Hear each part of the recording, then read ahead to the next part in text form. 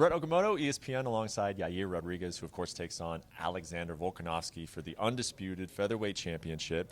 Man, I remember standing next to you in the backstage of UFC 284 in February. That does not feel like it was very long ago. Does it feel like that for you, or does that feel like yesterday, or do you feel like your world has changed since then? No, it's like nothing has changed since then. It's just it's been barely for 4 months. Yeah, like 4 months. 5 months. Yeah. 5 months. So yeah, it feels like it was short time since then. I'm usually take longer in between fights, and because I took like less time in between fights, I feel probably a lot better. Yeah. I feel more relaxed during this fight week. My weight is on point. Everything is running smooth.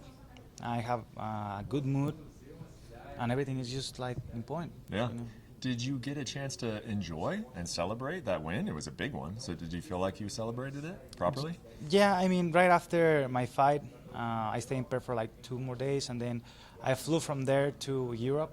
So I was in Europe for like a month or so, helping out to my friend because he was fighting there.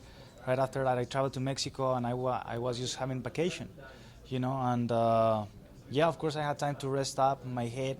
I stay away from all the cameras and all the pictures and all the craziness because I knew, like right in the moment, right after the fight, if I came to Mexico, it was going to be like a big deal, and I didn't want to see it that way. I was trying to keep it as it is. Another win, now with the belt, interim belt, but for me, it's another win. That's what I prepared myself for, and that's what I did for this fight. Do you think that is because you just want your focus to stay on fights, or because you're just private and you don't really like that part of it? No, I don't really like that part of it. I understand it, and I do it like when I have to, and I don't dislike it. I just do it when I have to. But like outside this, it's just like probably a little more difficult for me. I like to keep my work where it should be. And then outside, I like to be a normal guy, just walking the street, probably going to buy groceries and stuff. And things change a bit, probably more eyes looking this way now. But that's it. I don't feel much difference. Do you go into this fight feeling like a title challenger, or do you go into this fight feeling like a champion? I mean, I'm the interim champion, so yeah, I'm going in there feeling like I'm the champion already. Of course, I know that I'm the interim champion, and I need to go and fight for the undisputed belt.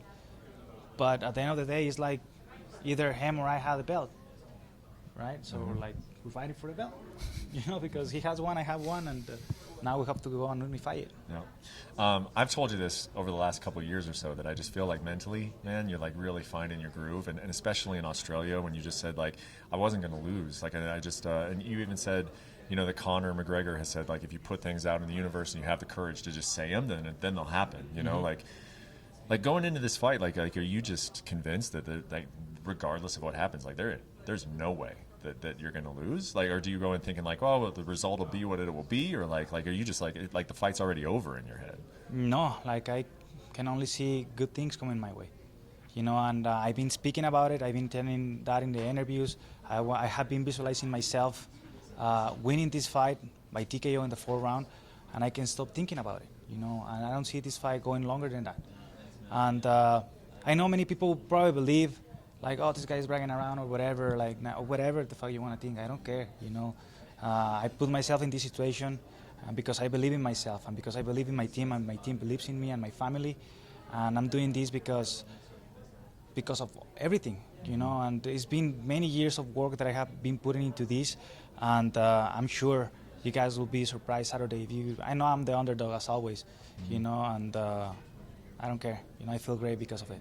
When you were earlier in your career, did you picture this moment? Did you have like visions of what it might look like, fighting for a undisputed championship?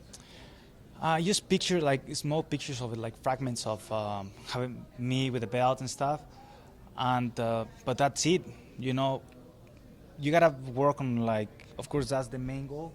But you have like smaller goals, and you gotta go and achieve every time. Like each fight is important. You gotta go and win your next fight, and then the next fight is important. You gotta go and win. And I'm just taking this as the biggest fight of my life, but I just take the last one the same way, and I prepare myself for the best one, and as always. And use the results you can see during the fight. Not here by talking, by saying many things.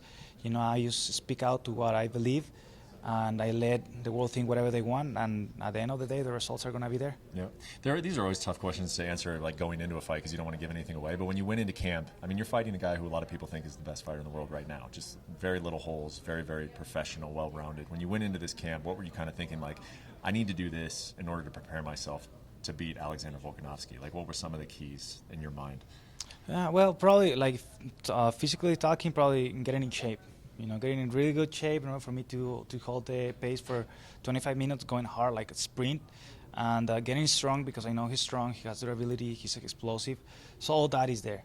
That's regardless of any fight, right? And then leveling up my technical level, and it's like strategy-wise, talking to all my team to figure out a good strategy to face this opponent.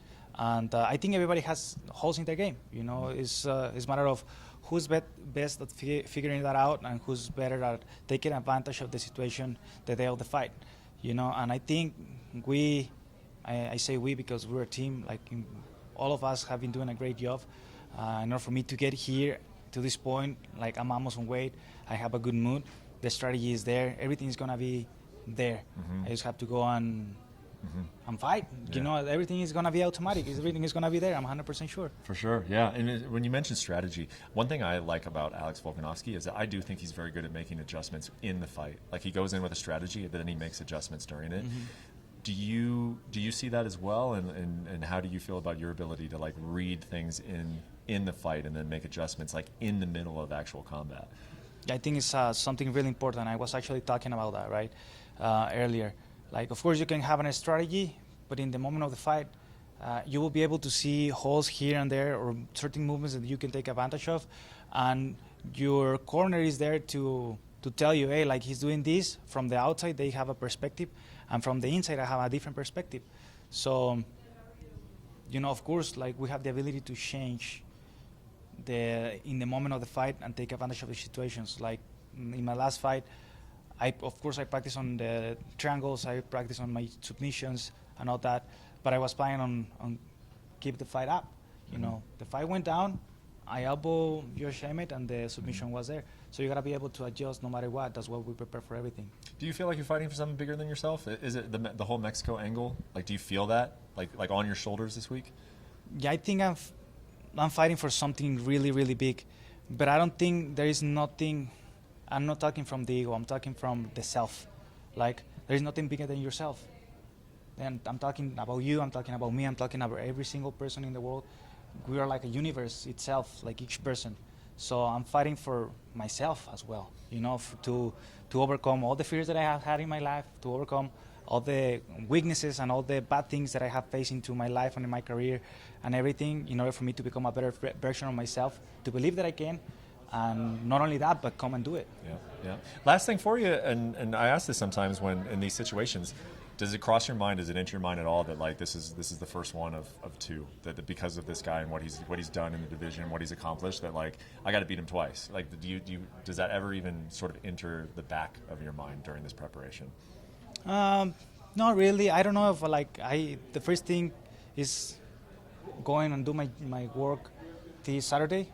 And right after that, I don't know if he's going to go up in weight class or he's going to stay or whatever the situation is. We never know what's going to happen, So I don't really think much about go-outs after this. Sure. My main focus is on doing my job this Saturday night, and that's it. Well, there's been a lot of good nights for Mexican MMA already in 2023, and we'll see if we get another one on Saturday at T-Mobile Arena. Thank you so much for the time, man. Looking forward to the fight. Thank you, Rob. Thank you. Thank you, man. Thanks for watching ESPN on YouTube. For live streaming sports and premium content, subscribe to ESPN+.